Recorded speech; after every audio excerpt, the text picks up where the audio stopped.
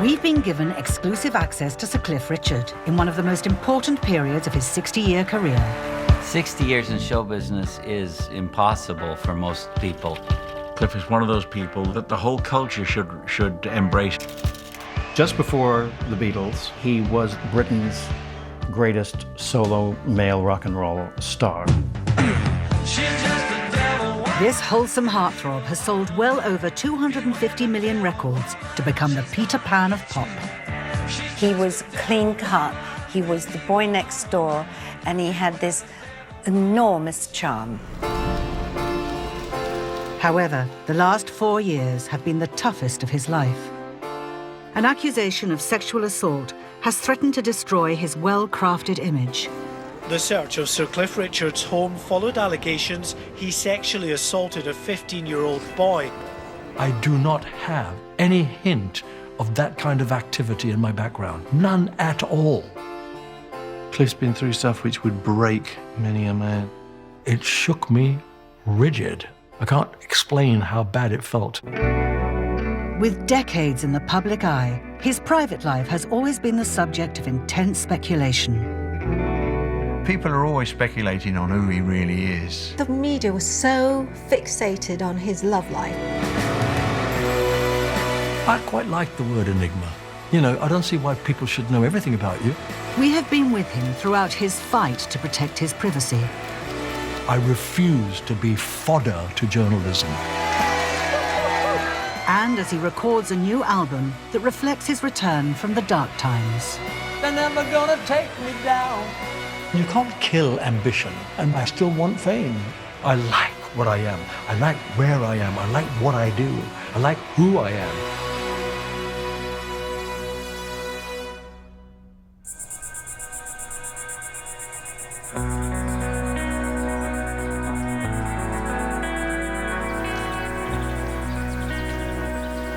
The thing is, the privacy here is so terrific. Absolutely fantastic. From wherever you walk now, I'm free of people with cameras pointing at me and things like that until today. At 17 and a half, my record went to #2. Before I was 20, I'd had a couple of #1s. Within 3 years, I recognized that my private life was almost gone. And so coming to a place like this allowed me to escape. I'm secluded. I have about 30 acres around me with the vines growing, and I have to take my privacy now whenever I can grab it. Hi. Everything that's happened that's been important has happened here. And so even in the darkest moments of my life, I was here. Sir Cliff Richard spends much of his time here in his home in Portugal. This is a landmark year for Cliff, his 60th in show business. So that's Leone, happy 70th Leone? birthday. Oh, okay. Happy 70th. There's a lot of those. He has spent the last 5 mornings signing photos for his most loyal fans. And this is lovely. This is a retirement card for somebody. Carmel. What's it actually? Carmel, C-A-R-M-E-L. Yeah. Cliff values his privacy in Portugal, but today he is opening the doors to the public. He is hosting a special event at the winery he owns, close to his home. For the last few years, I've been doing a wine signing, and we thought we'd get the usual 600 or 700 people, but 1,400 people are coming. I got up at 2:45 this morning. I've followed him since I was 15, and I'm not telling you how old I am now. I think the Cliff fans are legendary because they live their life almost around Cliff's life. We got married on Friday. Yeah. This is our honeymoon. We basically organised the wedding around Cliff. Cliff because Tracy is a huge Cliff fan. Yep. Although Cliff is opening the doors to his trusted fans, he's become aware of the wider public's appetite for gossip and rumour. I talked to my lawyers about, I said, what do I do about what people say about me on the internet? They said, get used to it, you're a celebrity. Well, I didn't become a celebrity, I didn't become a singer to have people say all sorts of crap about me publicly. And so it's very unnerving. In August 2014, Cliff was in Portugal when he had a phone call which was to change his life forever. He heard his home in Berkshire was being raided by South Yorkshire police. The phone rang, And it was the people that managed my apartment block. And they said, police are outside your apartment. What do I do about it? And I said, please, they have a warrant. You must let them in. But I didn't know how deeply disturbing it would be until I actually heard what the accusation was. A search warrant has been granted after police received an allegation of a sexual nature dating back to the 1980s. This involved a young boy under the age of 16 years. It shook me rigid, I have to say. I can't explain how bad it felt. When I first heard, I was shocked because I have never seen Cliff act inappropriately with anyone. For Cliff, things were about to go from bad to worse. The BBC had prior knowledge the raid was about to take place. They made the decision to name Cliff and broadcast the search live as breaking news. I throw myself into the lap of the BBC and say, you have known me for 60 years. I do not have any hint of that kind of activity in my background. None at all. If I was a pedophile, there's no way I could hide it for 60 years, for crying out loud. It's impossible. As a former newspaper editor and a former BBC executive, I can't believe this is happening. This is so wrong. It's in the public interest to know what the police are up to. I defy any newsroom, any editor, any news editor in the country not to have run the story had they had the information that Cliff Richard's house was about to be raided. It was a great scoop. Even then, though, looking at those shots from the helicopter into his house, I think that crossed the line. For the next 2 years, Cliff had to live with the uncertainty of not knowing whether the police would press charges. I think Cliff Richard thought that he had constructed a wall around his private life, and I think the fact that his privacy was invaded was like a physical attack on him. I know he didn't sleep. He would tell himself he hasn't slept for 4 years. I thought I was going to die. Supposing I have a heart attack. I had shingles. I don't think I slept more than average 2 hours a night. Cliff's been through stuff which would break many a man, to be accused of stuff you're not guilty of and have that kind of smear on you, I can't imagine how hurt he must have been. Not only was I not charged, I was never even arrested. If they hadn't named me, I'd have survived it much more easily and perhaps even forgot about it later in life, but I'm not going to forget it now. When the allegation first broke, Cliff limited his appearances. Hello.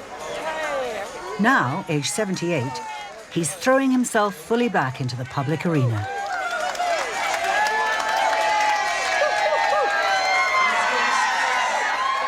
Cliff's army of dedicated fans have stuck by him through his toughest times. I'm a Christian. I prayed for him every night to give him strength, as did a lot of other people. Worst thing to happen to a lovely man that I've loved for 41 years. And it was just traumatic, not just for him, for his fans. All ready to go? Just don't forget you need to be the one to tell him about the photographs. Oh, I will. I'll tell him. Yeah, I'm just reminding you that needs to be said by you rather than anybody else. Yeah, sure.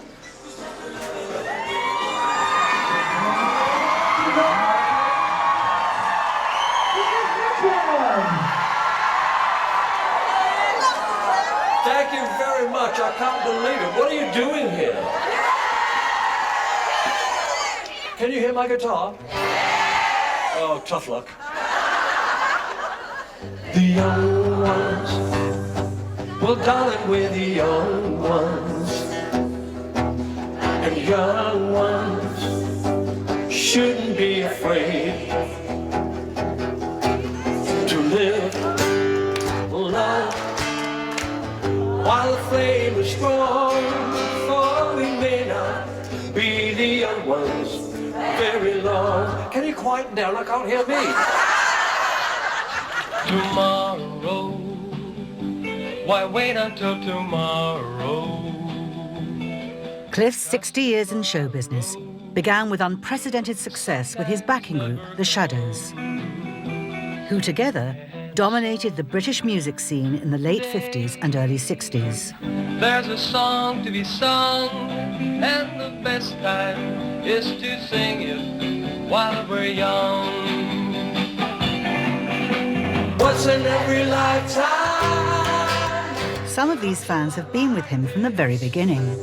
I need you, you need me. Oh, my darling, can't you see that you're... Fortunately for me, my fans have grown up with me.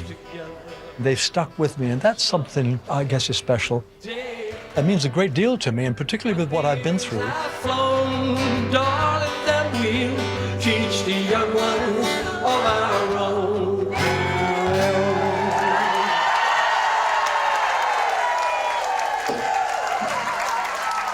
Thank you, thank you. I can't believe... Do you love me? Well, I mean, you know, I don't blame you. A grateful Cliff is not only giving a performance, he has agreed to have an individual photo taken with all 1,400 fans. I talked to Dan, the photographer, said, please make it really quick picture, otherwise we won't get through. Now we've got a group of disabled ladies, but if you can stand behind them, because the surface is quite unstable now, first of all, and then we get those pictures done, and then they can go and get some refreshments. All right. Okay. Walter, when they're done, can you make sure they... Got it, okay. I think he's the sort of performer that inspires loyalty because he's kind of loyal to his fans, and his fans feel that they should be loyal to him. Oh, I'll come there. Don't worry, that's enough. I'll come here. Yeah? Yeah. All right, okay, great, thank you. There is an area where you don't penetrate, you know, there is a private Cliff as well, which is what makes people intrigued. Like, well, what's he like when he's not signing autographs and not in concert? There's always been interest in Cliff's private life. The fact Cliff's never been married, the fact he's a bachelor, you know, that's an added element to it. He said, like, you know, the secrets I'll take to the grave with me. Naturally, makes people think, well, what are those secrets, you know? Hello, how are you? As Cliff reconnects with his fans, the result of a landmark court case hangs over him. He decided to risk millions of his own money by suing both the South Yorkshire Police and the BBC for invasion of privacy. Cliff has an unsettling summer ahead as he waits for the judgment. What I wanted an apology for, and I got this from the South Yorkshire Police, they publicly in court said, we are so sorry that we caused Sir Cliff such unnecessary stress. I can't tell you how good that made me feel. I mean, and I wanted that. That's what I needed. I needed them to say, we're so sorry.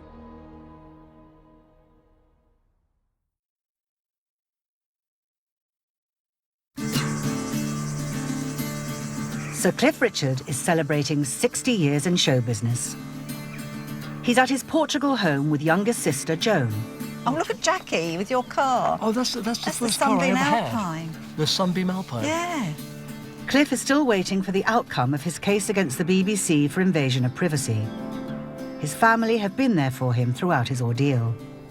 I mean, to be honest, I wasn't even sure Cliff was going to pull through it. I was really worried about you. When my heart was pumping and I'd wake up at 3 o'clock, I thought I might have a stroke. Anything like that. Yeah. It was just, that was worrying. Yeah. I mean, with all the courts, it's like it all comes back again. Cliff was born in India, but he, Joan, and their other two sisters grew up in Cheshunt in Hertfordshire, where they lived just after the war. We came back to England in 1948, and so there was no jobs around, and we had a fairly good life, even though we were pretty well poverty-stricken. Oh, he's a lovely brother, actually. I don't like saying it because, you know, we don't usually tell each other. She doesn't often tell the truth, but No. today it's a good day. Yeah, you've caught me on a good day. Actually, you've always looked after me because Dad died when I was so young. I know, funny enough, it's... You've always looked after me. Tragically, Cliff's father, Roger, died when Cliff was only 21. When he died, I suddenly became the breadwinner. Yeah, and you were the one. Yeah. Oh, that's lovely. Look at Mum's I know, face. look at her. Yeah, no, she was always very serious, wasn't she? Yeah. She didn't like smiling. She called me Cliff, but when she got dementia, I became that Cliff Richard. And one time when we out, I had a beard on for Heathcliff. For Heathcliff, that's Yeah. right. We took her And out. she totally ignored me. And then she turned away and I put my napkin around and covered up like that. And she went, oh, you look just like that Cliff Richard. That Cliff Richard. She was very proud. And Dad was too, but he missed the best of things. Do you know what? I haven't had my favourite dream for ages now. I dream sometimes that Dad's alive. Now, the thing is, the funny thing in the dream, we know he's not there anymore. We know he died. But everyone just goes, oh, it's your father, he's dead. And I always wake up really calm and really happy. Oh, lovely. Yeah, and I haven't had it for ages. But I just love that dream. And when I'm in trouble, I wish I could have it, but I don't. Cliff's father only saw the beginning of his career. Today, he may have a clean-cut image, but when it all began, he was a rock and roll heartthrob. In the late 1950s, he frequented a bar in London Soho, which became synonymous with a new, cutting-edge form of music. The Two Eyes coffee shop was a place in Soho, in Old Compton Street, and everybody congregated to the Two Eyes, because that's where rock and roll really started. Cliff's big break was when he and his first band, The Drifters, were talent spotted and given the opportunity to record their first single, Move It.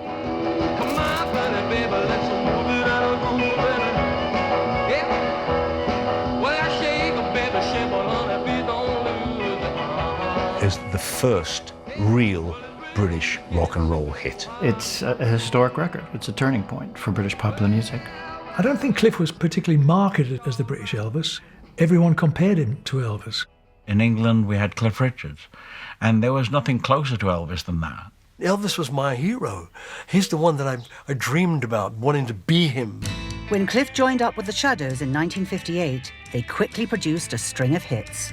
It was apparent to Bruce and I that he had something special. We could see it straight away in the rehearsal. A shooting star will shoot you and Mars will go to war. We just weren't ready for the audience response. I mean, as soon as Cliff's name was mentioned, the audience went nuts. The screaming was... And quite honestly, we couldn't hear ourselves play.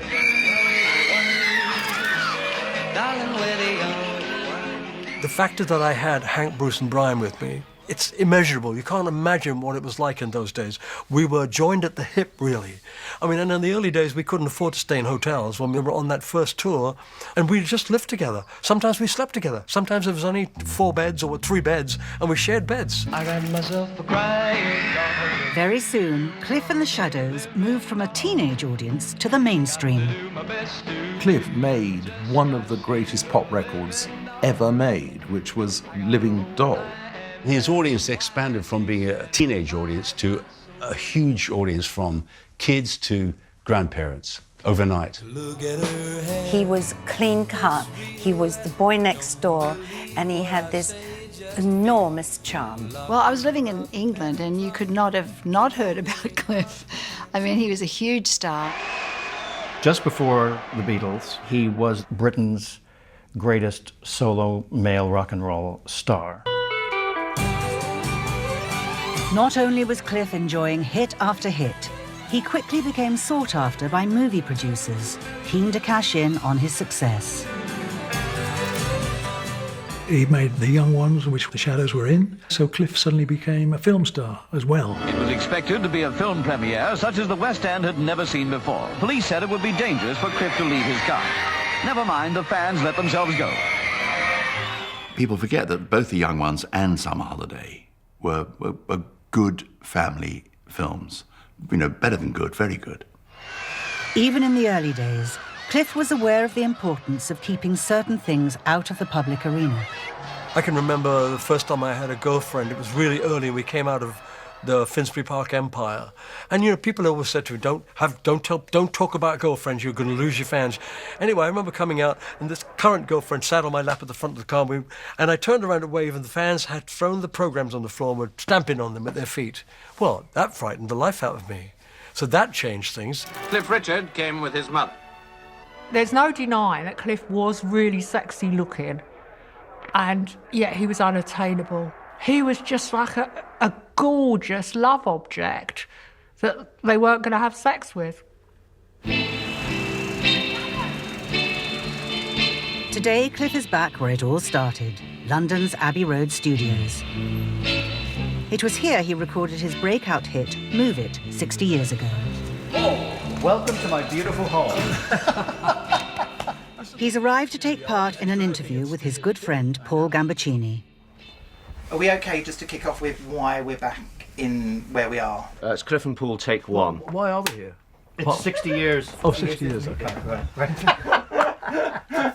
Cliff Richard, welcome to my beautiful home. Oh, thank you very much. Actually, I can't pretend it isn't my beautiful home. It was mine, though. It was yours. It's Abbey Road Studios, where It is. 60 years ago you Yes. recorded your first hit, Move It. When I started, I was 17 when I first came and stood at Studio 2 just across the corridor. And so in those days, people thought that I was an answer to Elvis. They didn't realize that Elvis was not a question. When we were young, the Shadows and I could barely believe that we'd actually grow to be 60 years old, let alone have a career that's 60 years. So yeah, I am incredibly grateful. The fans have kept me running. I hope I've not let them down at any time. As Cliff continues to celebrate his 60-year milestone, he is still awaiting the result of his case for invasion of privacy. We're still waiting for the judgment. Yeah, when? Do you know when? No, we don't know. We can't. And even if I knew now, I might know now, but I'm not allowed to tell you. Yeah. But if I'm smiling a lot, no, it could take 3 months, which means there's still another month to go.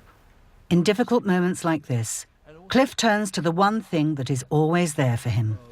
His Christianity is very important to him. And I know that during his recent court case and the 4 years of torture, he prayed every single day. I didn't have anyone else to talk to the way I can talk to God. You know, as I say, my friends were there. Some of my best friends were there. And I tried to explain to them, yeah, I feel this. But in the end, you can't express it. And with God, you don't have to be able to express it. I believe he knows what you're feeling. He's going through what you're going through. In the mid-60s, when Cliff was at the height of his fame, he risked his rock and roll credibility by openly embracing Christianity. The first time I ever made it public was in 1966, I believe, when Billy Graham came over to the Earl's Court in London. And we got this message saying, we've heard that Cliff is a Christian, and would he speak at it? And I said, oh my goodness.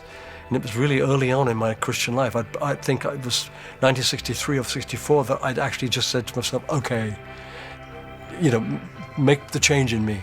I'm simply a messenger, but his message says, thy sins are forgiven because of what Christ did on that cross. What a friend we have in Jesus, all our sins and grief to bear. At that time, he could have either said he was gay or come out as a Christian, and both would have had a ghastly effect on his career.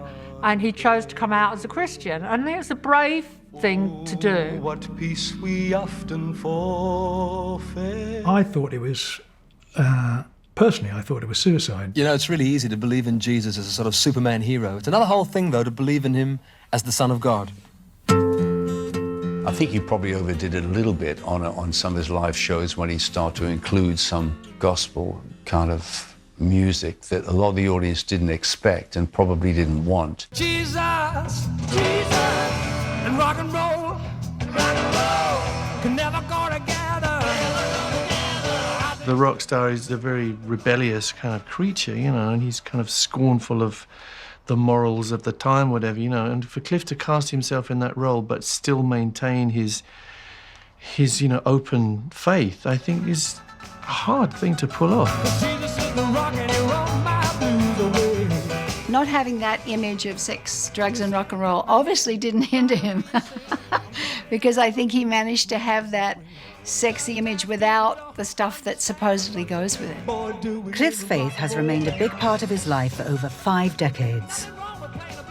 In fact, it's formed the basis of his 18-year friendship with ex-Catholic priest John McKellen, whom he now shares a home with. I enjoyed meeting John because he was a priest, and therefore I felt there's a spiritual connection, and I can talk to him about anything. You need somebody that's solid. There are rumours and innuendo about everybody's private life, and Cliff is no exception. I mean, people would say, well, he's not married, he's never been married, and then he shared a house with John, therefore that must be a gay relationship. Unless Cliff came out and said that was the case, you're just left with sort of speculation. I think the media was so fixated on his love life, and I think they become obsessed. And I think he did a really good job of keeping his business to himself, because the more you didn't know, the more everyone wanted to know. When people ask him about his sexuality, and they say, you know, you're an enigma, then Cliff says, oh, I like that. I quite like the word enigma. You know, I don't see why people should know everything about you. Sometimes our journalists who you've never met, will ask you the most impertinent questions. And I've often said, you're kidding, aren't you? My best friends don't ask me that. I don't even know who you are. I'm not going to answer a question like that. It doesn't matter what it is, whether it's about sexuality or anything. If I feel it's too personal, then I say so. What no one wants to admit is that maybe Cliff was never interested in sex. There's the paradox. Maybe he looked really sexy, but he wasn't interested in sex. I don't think he sacrificed anything. I think he's very happy in his life. If you look back at his interest in Christianity and how it took over his life, you can see how maybe carnal sin wasn't the number one thing on his mind all the time. Cliff has always tried to keep certain aspects of his life private. However, he is now throwing himself fully back into the public eye by recording and promoting a brand new album. Can you give me more volume? If you could give me a bit more level on the track. The truth is, baby, you deserve the best. He hasn't had a #1 for over 10 years. Cliff, that's great. Should we do another one exactly the same? I haven't made an original album for 14 years. And this is the first time I've been able to sing brand new songs. I'm back where I'm meant to be. This is what I do. I like it. Love's the gift we... Cliff's new album is called Rise Up, a record which reflects his recent difficulties. They're never gonna break me down. They're never gonna take me down. You know I'm gonna rise up feeling stronger. It's strange, really, that I've had to have the 4 bad years before somebody said, let's do an album of brand new songs. Because I'd got into the fact that, you know, it is difficult to get airplay for people like myself, and therefore we're less and less likely to record brand new original material. It has a significance in that I am starting again, and I haven't been broken down, and I have a new album. That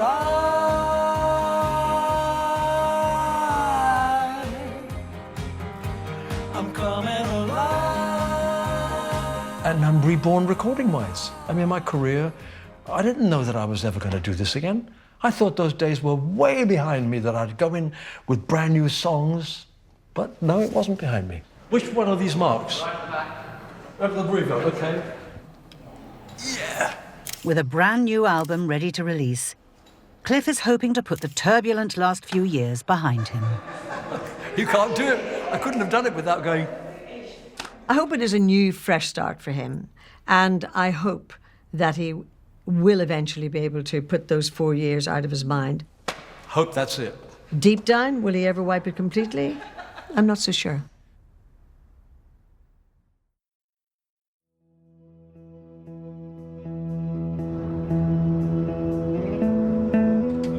Sir Cliff Richard is celebrating a landmark year, his 60th anniversary in show business.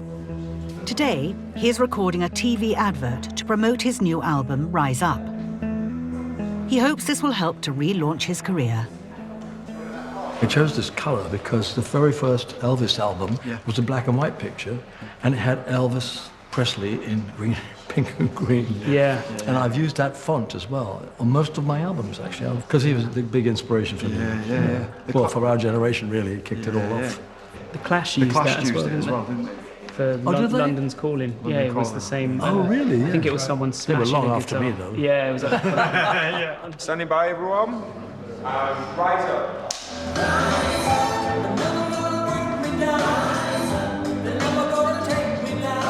It's not like the good old days where we sold hundreds of thousands of records a week. It's different now. People don't really buy records very much. People, if they're interested, will come and see you on tour.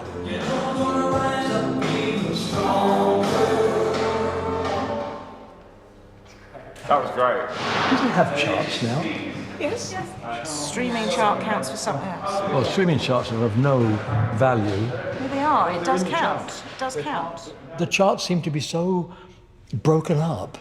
And I asked someone today, well, is there a chart? And they said, yes, there is. Oh, there's a streaming chart. I said, well, I'm not going to get streamed, I don't think. And so it's difficult to know.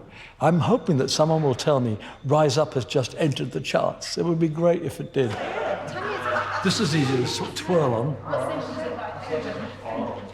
And it helps if you wear leather shoes.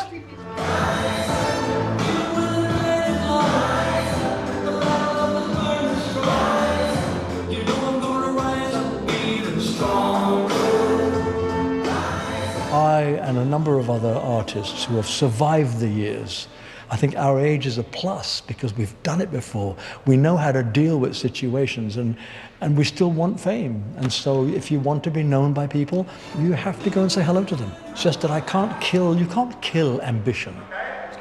Cliff hopes his album will help propel him back into the charts. However, this is not the first time he has had to rebuild his public image. I think the late 60s and the early 70s are not the high point of Cliff's career. There was a definite kind of creative lull. Power to the boys who played rock and roll, made my life so sweet. By that time also he was not only not cool, but you know, a lot of people really didn't like him, particularly on the music press. You know, he was kind of an object of derision, you could say. Power to all our friends, to the music that never ends. At that point, he was really a family entertainer. Baby, power to you and me. It wasn't until Bruce Welch produced an album called I'm Nearly Famous that Cliff got back on track. The album came out, we had 3 hits from it straight away, Devil Woman being the biggest. I've had nothing but bad luck since the day I saw the cat at my door. Well, Devil Woman, I think, was the biggest hit he had in America. In some ways, you sort of don't associate that song with the sort of thing that Cliff would normally sing. But I think the fact that he could sing it and bring it off like that shows, you know, how versatile he can be. With I'm Nearly Famous, he was completely reinvented as a hipper artist than he'd ever been, because it was like he was a new artist. She's just a devil woman with evil on her mind. Beware the devil woman, she's gonna get you. The next generation that was coming up were tuning in to Cliff. It gave his career a colossal boost, and he began playing stadiums and things again. He reached out to a new audience and reminded his old audience that he was still good. From 1976, and certainly all through the 80s, was on a roll. In the 80s and 90s, Cliff re-established himself as a household name with catchy Christmas hits. On the Savior's Day. You hear all of these amazing songs, and people know it's genuine. It's who he is, and they're beautiful songs. Look back or turn. I don't particularly like Christmas songs very much. I think it's just a big commercial excuse, isn't it? He's calling you on the Savior's Day. In 1995, Cliff received a knighthood for his charity work. He wasn't knighted because he was Cliff Richard, the pop star. He got knighted for charity work, being a Christian and being a good guy. I think my knighthood is probably the culmination of everything because I could never have expected it. That's the whole thing. The year after, an impromptu Wimbledon performance not only etched him into national folklore, but showed he could entertain a crowd without the need of a backing group. Ladies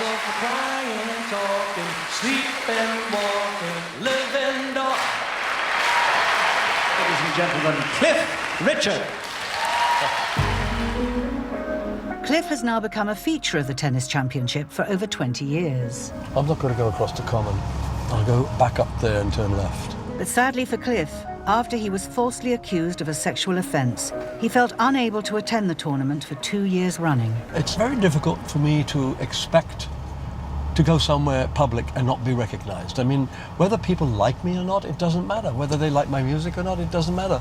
I've been around so long. Probably most of them, since they were children, have heard my name. Parents or grandparents have played records. So, but they're usually pretty nice.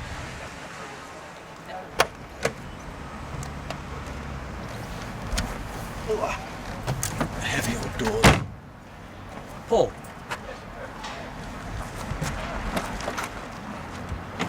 Oh my goodness. You guys deserve this. Bless you. Thank you Thank you very much Thanks, indeed Paul. for all your help. Okay, no, thank you for your help. Thank you. They work really hard for us and make everything really easy for us to get in and out. So I just assumed they'd like a drink now and then, but they don't drink on duty. They'll take it home. Today, Cliff is meeting up with his sister Jackie and her family before he goes into the members area. Cliff hates to miss this very public event, but it means facing the full glare of the press and attention from fans. Hi there, how are you? Very well, thank you. It's just being out in the public that I still feel vulnerable. Not afraid, just vulnerable. Sir Cliff. Hello. Yes, please do. How are you? Yeah. Okay. Okay. Beautiful. Thank you. Thank you. The saddest thing that I heard Cliff say, actually, during all of this is that I will never, ever put my arms round young people again when I'm having photographs taken. And I thought that was very sad. I'm careful if people ask me to have pictures taken with their children. From Centre Court, I walked through a tunnel and came up by my seats on Court 1. But since what happened to me, I haven't gone down there because that tunnel is right by the ball boys' dressing room. And I cannot bring myself to be anywhere like that on my own.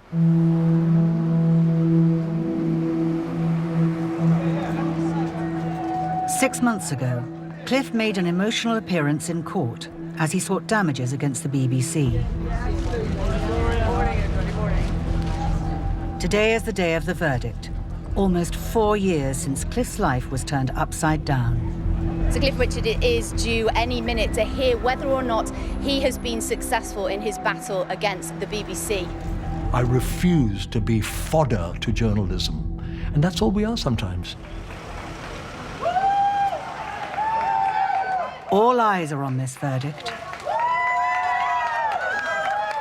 Many fear that a Cliff win would mean that the press would be forbidden to report on police activity prior to a suspect being charged. I think there's a bigger picture here about the police being accountable in a democratic society. I think the public have a right to know that's happening. They feel they have the right of freedom of speech, which is absolutely correct. They do have the freedom of the speech, but they don't have the freedom to abuse it, and they abuse it over and over and over again. Cliff hopes the judgment will bring to an end the most difficult chapter in his life.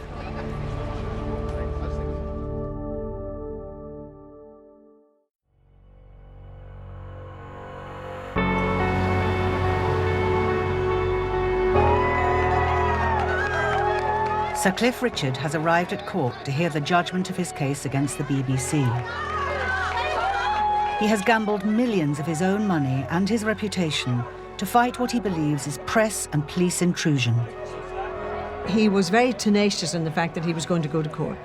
He was determined that he was going to fight that total invasion of his privacy. After months of waiting, the verdict has at last been announced. The judge told the court this morning that Cliff Richard has won substantial damages and that the BBC infringed his privacy rights without justification.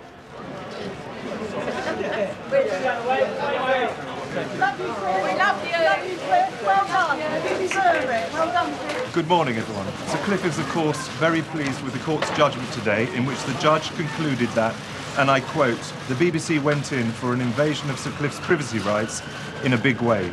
When I heard the judgment in court, I didn't feel triumphant. I didn't punch the air. I just felt, okay, justice. And when it comes to the BBC, I didn't want to go, BBC. I just thought, well, they've lost, and that's probably painful enough for them. I can't really answer too many questions at the moment. It's going to take a little while for me to get over the whole emotional factor, and so I hope you'll forgive me. I'll talk to you some other time. Thank you very much. Well done! We love you! No one is more delighted with the judgment than Cliff's ever-loyal fans. We're elated. I'm totally elated for him. It's fantastic news. I'm over the moon. We need a good drink after to celebrate as well as... Congratulations and celebrations upon the An emotional Cliff can at last unwind at a nearby hotel.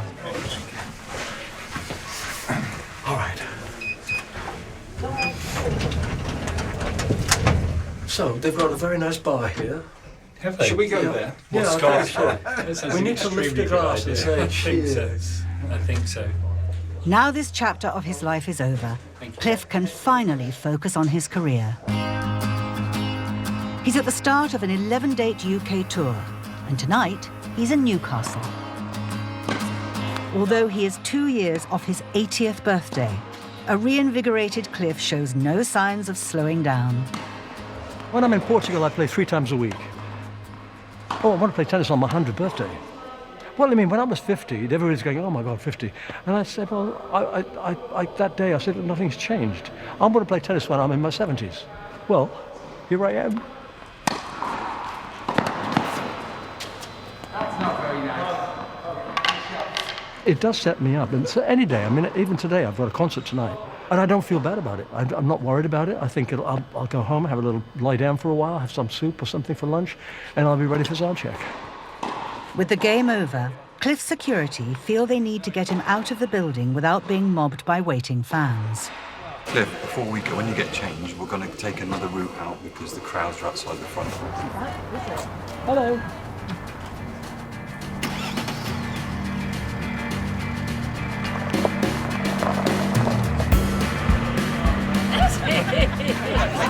Yeah, get your boobs out, girls.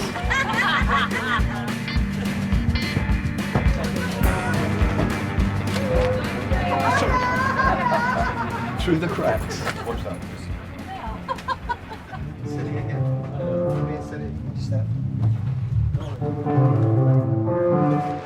Have you had wonderful days off? Very nice, thank you. How was yours? I went for dinner with my lawyers.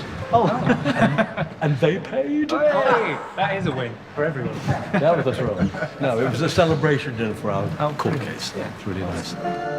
Tonight, Cliff will perform to a sold-out crowd.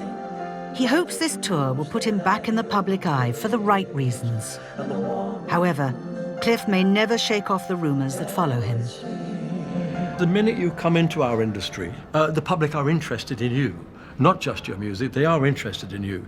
The only thing that you have to be sure of, that you only tell them what you want them to know.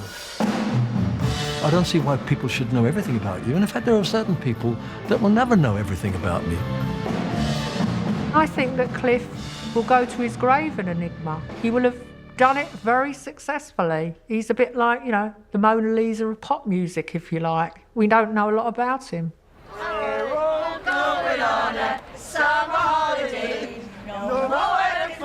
He's private, he's a private person, and so he should be. His life's his own, nobody else's. And as long as it keeps us happy, that's all we worry about.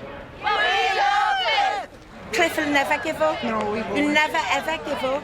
The energy, and he gives us lots of energy as well. Yes. And that's why we love him so much. Yes. He is. He's the one. We love him. Cliff has faced many challenges throughout his 60 years, but it seems he still has the determination to carry on performing for as long as possible. He has the same passion now as he had when I met him 60 years ago. I don't really know what the future holds for me in terms of how long I can go on.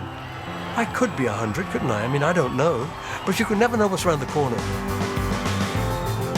Cliff has enjoyed a career which has seen success over 6 decades as one of the biggest-selling artists the country has ever produced.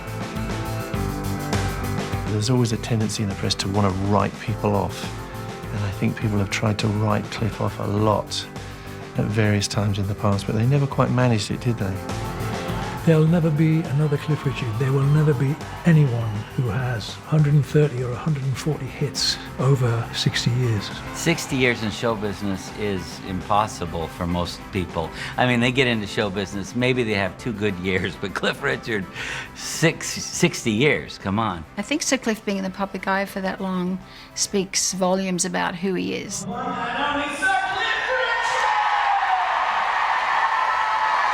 Despite a glittering career, his recent ordeal will undoubtedly be hard for him to forget. They have given me something that I can never, ever be free of, ever. I will never forget what I saw on television, and I'll never forget what it's all about.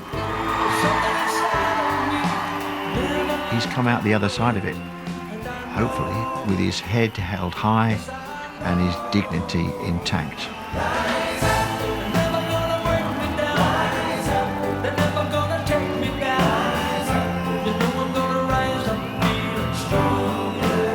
I wouldn't change anything. I like what I am. I like where I am. I like what I do. I like who I am.